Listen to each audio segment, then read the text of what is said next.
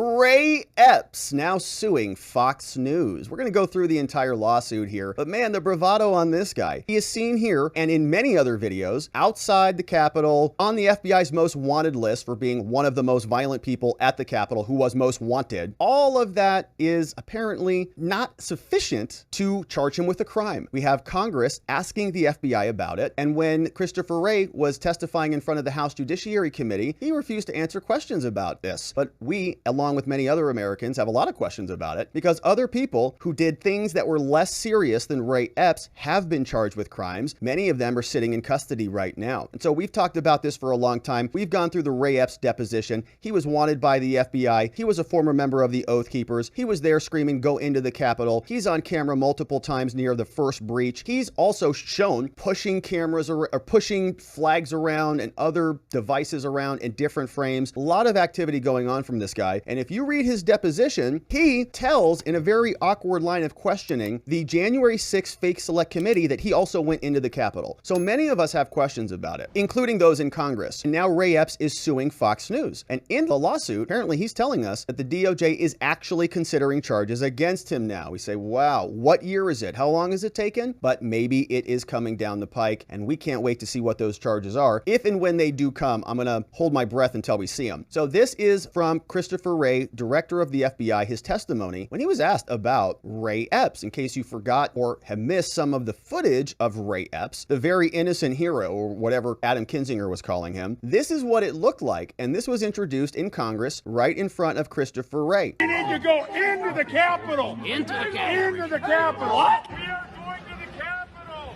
where our problems are. It's that direction. Please spread the word. All right, noted. Okay, but one more thing. Yeah, so can we go up there? No? When we go in, Are we going to get arrested if we leave go this up there? here. You don't need to get Should you shot. arrest us?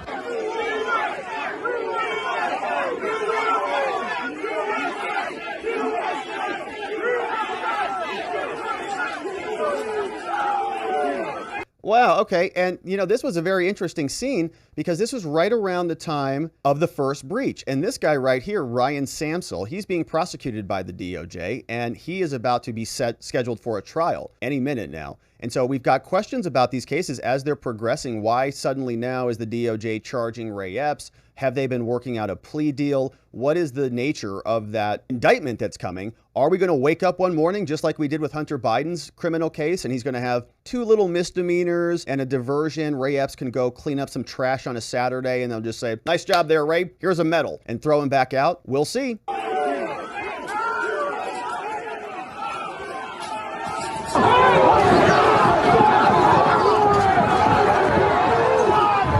There he is, breaching the line, going in at the first breach into the Capitol grounds, a restricted area. Mr. Ray, you have arrested hundreds of people related to January 6th. And there have been people arrested for breaching Capitol grounds. Couey Griffin is an example. Rachel Genko is an example. And then we go to Mr. Brandon Strecka. Brandon was arrested for disorderly and disruptive conduct, which included yelling, I quote, "Go, go, go," as rioters tried to enter the Capitol. These 3 never went into the Capitol. They never assaulted anyone. So let's be honest with each other. There is very little difference between the actions of Ray Epps and Brandon Strecka that day, right? But yet Strecka was arrested and Epps wasn't. Why? Epps also testified to the January 6th committee. He was back at his hotel when video evidence showed that he wasn't. He lied. He was on the Capitol grounds just as Brandon Strecka was. Epps even texted his nephew at 2:12 p.m. and said, I quote, "I was in the front with a few others." It was on the video. "I also orchestrated it." Now look into the camera, sir, when you answer my next question. Are you going to arrest Mr. Epps, yes or no? I'm not going to engage here in a discussion about individual people who are or are not going to be prosecuted. Can I get a commitment? You just watched the video. I'm an old law dog.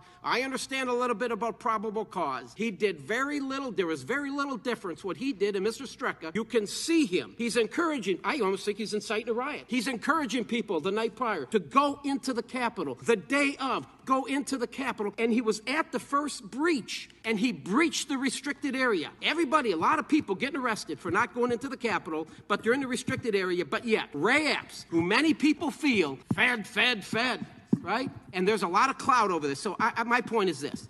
You arrested a lot of folks for unlawful activity. You just saw the video, and I will tell you, Mr. Ray, if you don't arrest Mr. Epps, there's a reason behind it. I believe you know what it is, and it appears to me you are protecting this guy. I strongly recommend you get your house back in order. With that, I yield back. That is going to Christopher Wray. Now, he didn't answer anything about that, and I wanted to just dig this out just for one quick minute and see if we could just pause and hit this up, because this is the deposition from Ray Epps. Now, the question about Ray Epps that I can't believe that we never hear them bring up is whether Ray Epps went into the Capitol. Here's a weird question. We don't know who asked it. Question: how long did you do this? Did you de-escalate? How long were you walking back and forth doing this? You know, I'm not sure. So when it broke, another question: did you follow the crowd into... All right, we get like a partial question on this. This is from archive.gov, January 6th committee witness testimony. So when it broke, Ray, did you follow the crowd into, did you leave the Capitol? Tell us what happened once. All right. And it's a terrible question. And we don't even know who asked it because this transcript is dog crap because they don't want us to know what happened here. Question to Ray: did you follow the crowd into? Did you leave the Capitol? Tell us what happened once. Answer: I took a couple of steps in and I just looked around and I was sick. There was a lot of tear gas, a lot of bad stuff going on. So I started to leave and someone screaming medic. I heard them. At that point, I had my first aid kit. At that point, I went in. I went up and I found an individual laying on the ground. He was lifeless. I knelt down and gave him some help. So from this transcript, it sounds like he went into the Capitol to me. And he's talking about the breach here. Everybody's here. They're aware we're here. He said we've made our point. And somebody asks him, we don't know who asked the question because they're not honest with us. I took a couple of steps in and I just looked around, but I started to leave and then I had my first aid kit. So at that point, I went in. That's from Ray Epps. Okay, so he went in as far as I can tell based on the transcript. Now, their transcript is crap. So if they've got a problem with the transcript, and he can correct that. But from what we read there, and that is from archive.org, he went into the Capitol and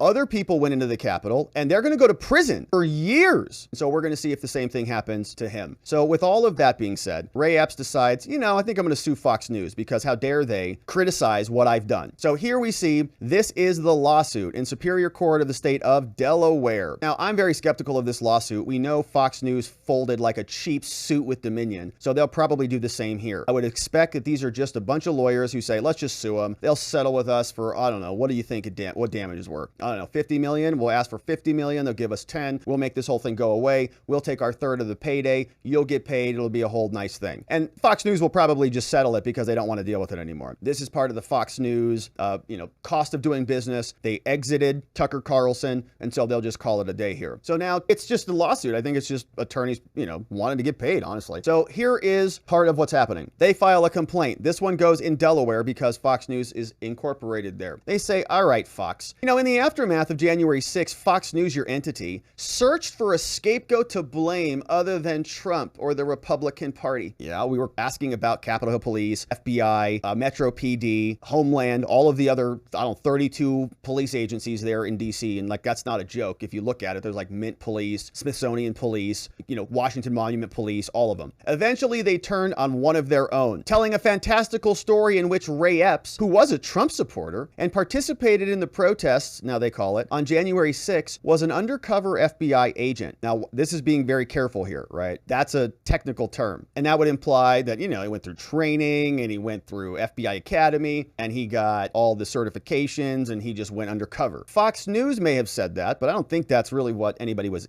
meaning. Nobody thought he was a credentialed FBI agent, but they say he was responsible for the mob that violently broke into the Capitol and interfered with the peaceful transfer of power for the first time in this country's history. So Fox's role in creating this destructive conspiracy theory has already been well documented. In the following days, after 2020, they amplified and broadcast claims about the election. The chief villains in Fox were two voting machine companies. We talked about Dominion and Smartmatic, and we covered a lot of these lawsuits here. Fox recklessly disregarded the truth, hitting that defamation standard. They ignored independent audits. They ignored hand recounts, bipartisan election officials, security experts, judges, and Republican officials. And they persisted invested in their false narrative. But behind the scenes, away from the red lights of the rolling cameras, executives, producers, on-air personalities rejected as preposterous the crazy claims Fox is feeding its viewers. But they continue with the lies in front of the camera. Now the power of their megaphone turned on Dominion and Smartmatic. And the reason they're doing this, right, they're just saying, hey, Fox is going to settle with these two companies. So we might as well just add this, we'll be the third party here. We'll just nestle our way right in the middle there, and we'll just get a part of that pie, whatever that. So you see, into household names and led companies and employees being harassed and leaving companies to suffer significant economic harm. Fox destroyed those companies, why they paid out $700 million. The lies that Fox told were heard by Ray and Robin Epps, loyal Fox viewers. And they were fans of Tucker Carlson, man. Oh, he turned against them. And other Fox personalities. Ray and his wife, Robin, voted for Trump in 2016 and 2020. And from the stories they heard on Fox and from their own experiences, Ray and Robin believed that the election had been stolen from Trump. Ray and Robin were persuaded by the lies that Fox broadcast. Oh, this is fun. So you see, this is a little bit of a defense strategy now. This is Ray Epps filing a civil lawsuit against Fox. But he's also, actually now that I'm seeing this, maybe actually be getting indicted soon. And so he is preparing his defense in the public record. He's communicating in another lawsuit. He's going on the offensive now, right? In other words, being charged with a crime, if you're on the defense, one thing you can do is go on the offense. Ray Epps a victim here, man. Ray Epps a victim of Trump. Isn't that what you want to hear, DOJ? Oh, you want me to testify against him or give you evidence to say that Trump is the worst insurrectionist that we've ever seen? Happy to do it. Give me a good plea deal and we'll accommodate. In the meantime, though, I'm going to file a defamation lawsuit against Fox News. I know they'll probably settle with me just to get rid of the Tucker taste. In that lawsuit, I'll be able to craft a public narrative about my defense. Trump's the one to blame. DOJ is going to love that. We'll see how the plea deal works out. So the election, they say he believed that the election had been stolen. To exercise their perceived responsibilities as patriotic citizens, they had to gather together to, quote, stop the steal. So Ray and Robin decided Ray Epps should go. They were going to go to the protest. He flew to D.C. January 4th. He proudly wore his red Trump hat throughout Washington, D.C. I know, we noticed that.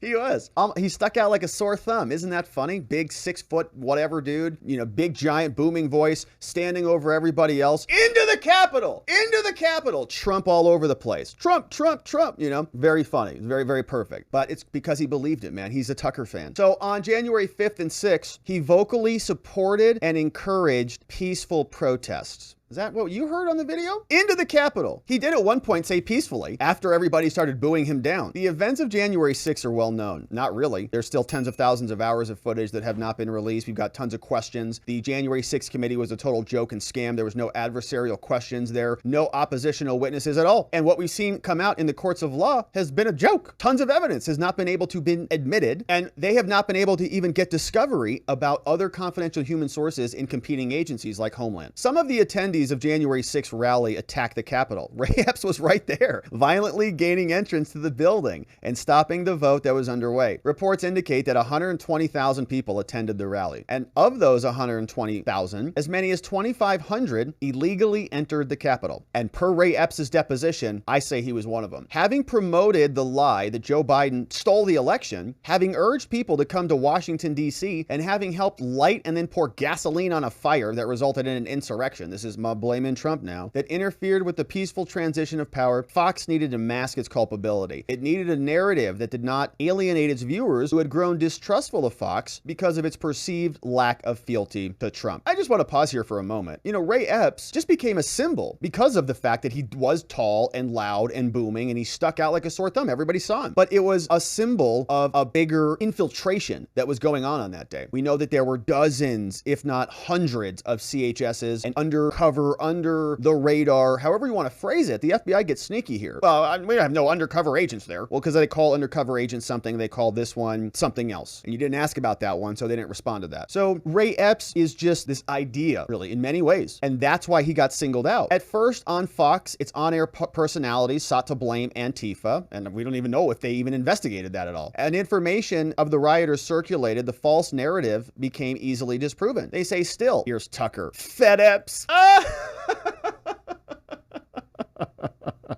Still, just as Fox had focused on voting machine companies when falsely claiming a rigged election, Fox knew it needed a scapegoat for January 6th that would help absolve itself and would appeal to its viewers. So it settled on Ray Epps and began promoting the lie that Epps was a federal agent who incited the attack on the Capitol. And again, a federal agent, like when I think of that word, I think it is an agent of the federal government, not necessarily an employee of the federal government. Somebody who's working with the feds is a confidential human source. They have all these different categorizations and classifications based on what they're doing and what they're providing and the level of the information and whether they're paid or not, and all these things. So I just think it's a person who's connected and doing something at the behest of the federal government. That's it. Or in alignment with their interests, Maybe he's not taking orders from the FBI or orchestrating, taking direct commands from FBI.gov or something like that, but there's something else going on, and there's questions about the double standards. So you see here, this is literally the image of Ray Epps speaking to Ryan Samsel. Ryan Samsel has been charged with a crime. He's got trial coming up. He might go to prison for a long time. Ray Epps is driving around in an RV with his wife crying about Fox News. Fat Epps from Tucker, and he's got that nice smirk on the face appropriate. So with that, Fox News, and particularly Mr. Carlson, commenced a years-long campaign spreading falsehoods about Epps, and those lies have destroyed Ray's and Robin's lives. Wait a minute. Fox's reporting on the strangeness of Ray Epps and the internet wondering what the heck happened in this story is destroying Ray Epps. It's not the fact that Ray Epps was whispering to Ryan Samsel and they're at the Capitol building. It's not the fact that he appears to have been immunized by the January 6th committee and the feds, the FBI, for some bizarre reason where others have not. That's the consequences of those actions apparently have no consequence to Ray Epps. It's only Fox's lies. And it's just Fox reporting on the things that he did. So as Fox recently learned, here you go, in its litigation against Dominion, its lies have consequences. And so, everybody a part of this lawsuit, they're just salivating. They're like, yeah, baby, lies have consequences, Fox. We know you little spineless weaklings settled for a cool $750 million. That's a lot of super chats. And Fox is likely going to do the same again. So let's see if they're at what they're asking for. All right, so Ray Epps and Robin Epps, they are from Arizona. We played videos of these. One of them, Ray Epps here, he went to Oath Keepers meetings, and we have the video of him. There's a funeral or something. He's walking around with bagpipes. But they moved to Utah. They're currently there. Now, Fox News was the most watched cable news station owned somewhere. They've got 70 million households. And up until April, Tucker was a part of Fox News. He was an agent for Fox. And they say that here's the following facts. Epps is a poorly cast villain for Fox and Mr. Carlson. Before 2022, Epps voted Republican. Former Marine, voted for Trump twice. Avid, loyal Fox viewer and a fan of Mr. Carlson's. Probably not anymore. When Fox, through its on-air personalities and guests, told its audience that the election had been stolen, Epps was listening. He believed Fox. And when Epps kept hearing that Trump supporters should let their views be known, Epps took that to heart. At first, Epps didn't think he could attend the rally, but his wife, Robin, owned and operated a profitable wedding venue business on their property out in Arizona. December and January are very busy. However, when Robin learned their son, Jim, also a Fox viewer and Trump supporter, would be attending the rally, she said, you gotta go with Jim. Ray, go protect your son. So Epps got a plane ticket January 1, got a rental car, hopped on, brought his receipts, and text messages all say the following. They say, oh, it's Ray Epps texts. From Washington, here's the aircraft. Dad booked to join you in DC. Yay. Says mom. $900 later, dad flies back on a Thursday. Totally agree. Leaving Chicago in 5 minutes, stuck between the two. No, too funny, mom. Okay. So Epps arrived in DC later in the day, January 4th. Spent the next day in Virginia with his son and his son's friend. They went and visited their ancestors' settlements. Oh man, so rest in peace to Ray Epps' heirs. So after a day of sightseeing, Epps and Jim's friend returned to DC. Epps went back to his hotel while Jim and his friend went out exploring. Later that night, Jim and his friend called Epps. They told him about Trump supporters becoming confrontational with BLM protesters. Epps decided to see if he could calm the situation, because according to Ray Epps, Marines are always in the front. When Epps arrived at the scene, a half a dozen or so supporters among a larger group were yelling at the police, and they were highly agitated. Trump supporters. The lead provocateur was someone Epps would later learn called himself Baked Alaska. Epps engaged with Baked Alaska, who unbeknownst to Epps was live streaming the encounter. And based on observations of Baked Alaska that night, Epps believed that Baked Alaska was seeking to incite violence against the police. So that video of Ray Epps thought that those guys were the insurrectionists. calling the officers names and telling them that the crowd had broken their oath. Epps challenged him. He told Baked Alaska and the crowd that attacks on the Capitol, on the police, and violence were not what their effort was about. As Baked Alaska began to turn the crowd of dozens or so Trump supporters against him, when they started yelling at him, "Fed, Fed, Fed," Epps sought to prove that he was on their side so that he could de-escalate the situation. And to find common ground with them, he said, "I'm probably going to go to jail for this, but tomorrow we need to go into the Capitol peacefully." He's like, oh man, these Trumpers are going to murder me unless I tell them what they want to hear. What do they want to hear? We're going into the Capitol. Oh man, they almost murdered me. Woo, man, I almost dodged that one. Good job, Ray.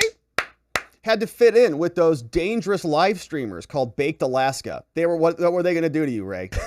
Take you into custody, throw you in some solitary confinement cell in DC somewhere? What do you think, that's going to happen to you? No, of course not. That would never happen to you. But these other guys certainly had that happen to them. So he's panicking now, No, that's the only reason he said that. It's the only reason. It was just trying to fit in. You see what a joke this is? What a total joke. Amazing. Shout out to these lawyers. That's a good defense. Why did he say that he's going to go to jail for this? Oh, he was trying to fit in. Brilliant. So at that time, Epps believed that the rotunda was open to the public, like it had been when he visited DC before with his father in a decade earlier. He thought it was open. We should just go right in. But Baked Alaska responded saying, "Fed, Fed, Fed," which a few others in the crowd joined. The next morning, Epps went to the rally, where he learned that the crowd planned to march to the Capitol after Trump and others delivered their speeches. Now, to his disappointment, Epps could not hear most of the speeches because he was positioned near someone, believing that the time had come to protest the election results at the Capitol, where the results were about to be certified by Congress. Epps and others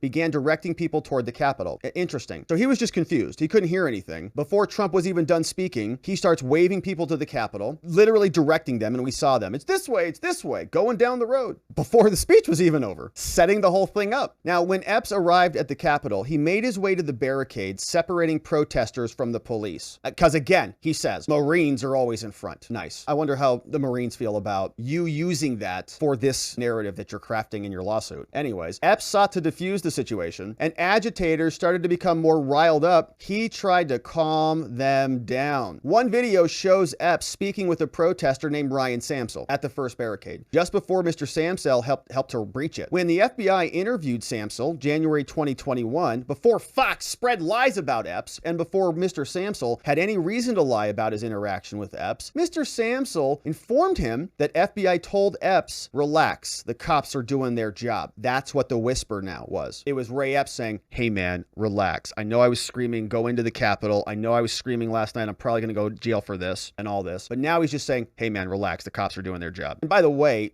Samsel has changed his stories again. I think he's changed his stories a couple times now, like 2 or 3 times. The credibility actually on there is questionable. Even now that Samsel is saying, I think Samsel is hinting that there is another story to the whisper, but the story has changed. So just keep that in mind when you're judging for yourselves. Unsurprisingly, Epps's lawyers say now that Fox has concocted and promoted lies about Epps, as Mr. Samsel prepares to face a trial in his own criminal prosecution, now Mr. Samsel, here it is, has changed his story in hopes of capitalizing on Fox's lies. Samsel now is pointing the fingers at Epps, falsely claiming that Epps instructed him about how to push through the barricades. Oh, this is getting good. Okay. Essentially what is shaping up to be co-defendants, right? We have the breach that took place there. These two guys were right there. They haven't been charged as co-defendants or anything like that because they weren't, necessarily co-defendants, but they have an interest in pointing the fingers at each other. Samsel's got his trial coming up. He said, Epps is now, apparently they're hinting that he's probably going to be charged, and he should be based on just the conduct that has happened here. And when that happens, he's going to point his finger back at Samsel and say, no,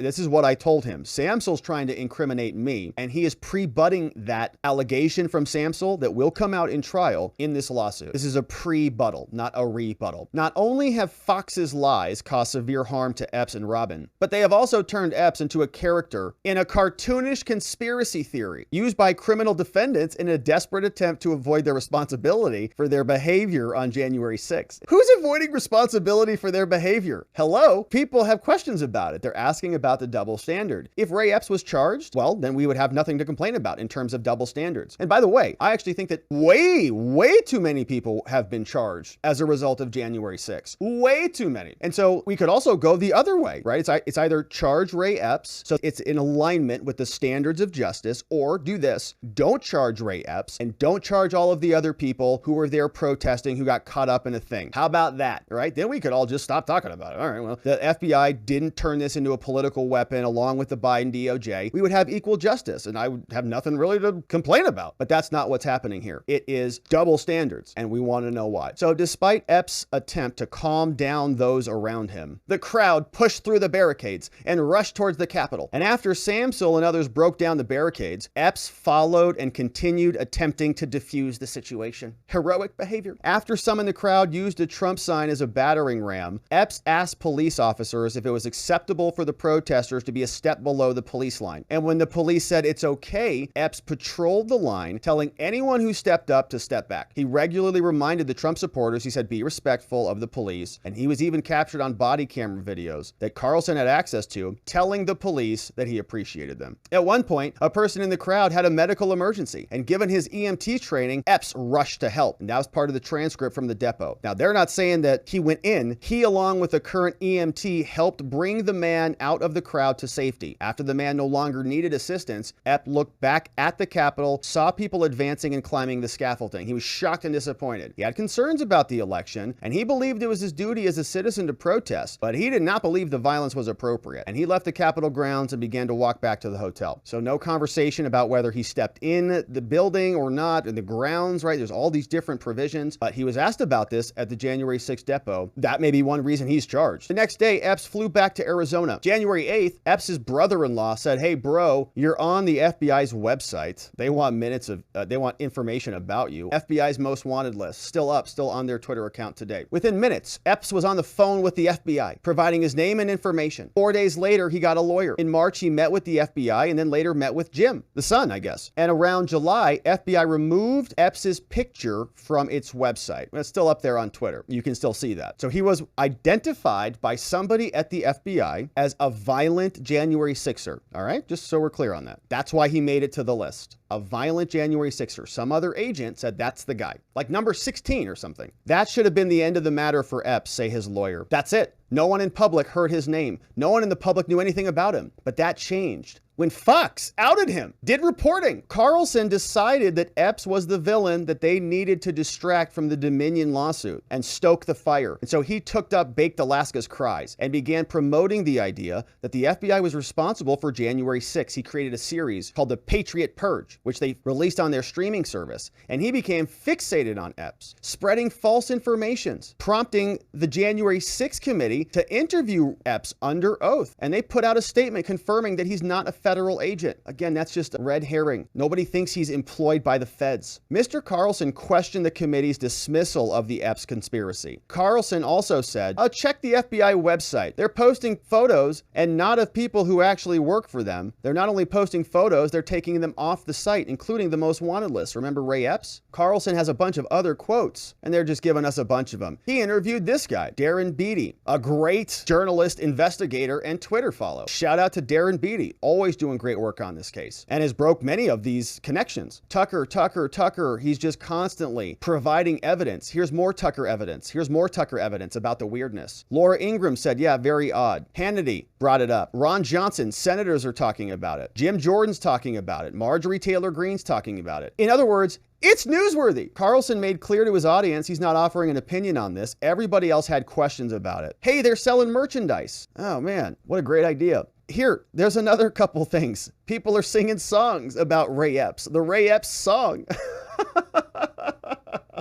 Oh, the Ballad of Ray Epps. Everybody's asking questions. Why? Because it makes sense to ask the questions. Tucker Carlson kept promoting this story. Other people testified at trial that they didn't actually believe this stuff. Ray Epps apparently got mailed a bullet or something like this. They received a death threat and they found bullet casings in their yard, which of course we never condone any violence here, ever. It doesn't do anything, and threats are criminal. So you got to be ultra careful about that. So he's getting some prank phone calls. Wow, he got some bad text messages. You're kidding me. Gosh, maybe I should sue somebody. Now, they're not asking for an amount. Compensatory damages that would be established at trial, and other economic damages, punitive damages, and other costs. Now, this is where we see some evidence that Ray Epps says he's about to be charged with a crime. As all of this was moving forward, they're showing us some of the damages. Ray Epps has been harmed massively as a result of Tucker and Fox's reporting on the evidence from January 6th. They poured hundreds of thousands of dollars to renovate and build their business and their barn, but they had to leave. They lost their income from their businesses. They had gross revenues of over $500,000 a year at their barn.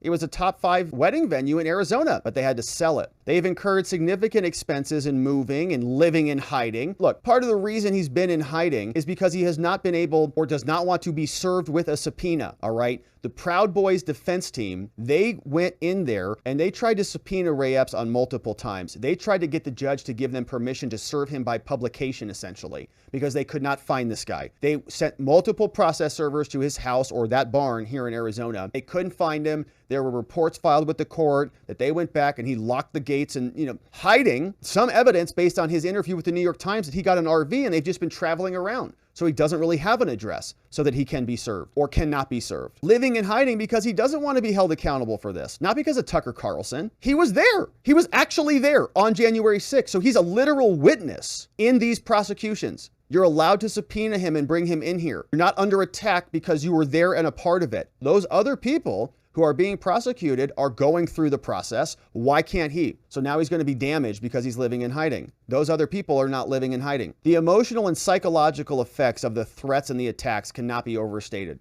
And Fox was on notice of the destructive consequences. They got complaints against them from Dominion and Smartmatic about the voting machines. And New York Times published an article about this, saying that they were false statements, but Tucker Carlson kept talking about it. And finally, in May, the DOJ notified Epps, here it is, in May 2023. Not that long ago, the Department of Justice notified Ray Epps that it would seek to charge him criminally for the events on January 6th. 2.5 years later, the relentless attacks by Fox and Mr. Carlson and the resulting political pressure likely resulted in the criminal charges. Isn't that amazing? Fox led to his prosecution. Wow. And you know what? I think that that's actually good news, isn't it? That there is an equal standard. The Justice Department got their heads out of their derrieres and they came out and said, oh, maybe we will charge him because it does look like a massive double standard. Now they'll have some excuse for why it took them so long and they'll batch it with a bunch of other prosecutions likely. And I'm curious to see what the charges look like. But that is not because of Fox News. It's because of his conduct. And Fox News is allowed to report on his conduct. So Ray Epps continues, he says, although it's difficult to believe that the DOJ would have pursued this matter if Fox had not focused on lies, which is kind of insulting to the DOJ. It's like they just take pressure from the public. I mean, they would be the first ones to tell you, no, we speak through our filings and we only follow the law, all that stuff. Ultimately, the criminal charges conclusively demonstrate the falsehood of the story that Carlson and Fox told about Epps. They say Epps was not a federal agent. He was a loyal Fox viewer and Trump supporter. Had the Department of Justice charged Epps in 2021, like maybe they should have, Carlson would have hailed Epps a hero. Well, he would have been not somebody violating the standard then. Yes. Okay, so instead, Fox and Carlson made Epps the central figure in a lie that they concocted about January 6th. After destroying Epps's reputation and livelihood, Fox will move on to its next story while Ray and Robin live in a 350 square foot RV. This is hysterical, and face harassment and fear true harm. Fox must be held accountable. That RV, by the way, is probably a $2 million RV, if you look it up. Okay, it's at least $1 million. It might be more than that. It's crazy. Not like a helicopter pad on the roof. It's ridiculous. So give me a break. And again, that's part of his effort to not be found. So they're suing Fox News. Apparently Ray Epps is going to be charged, which if he is charged and if it's legitimate, like the other charges, he should probably be picked up, his house raided. They'll probably throw him in solitary confinement right next to Ryan Samsel because he was right there at the breach.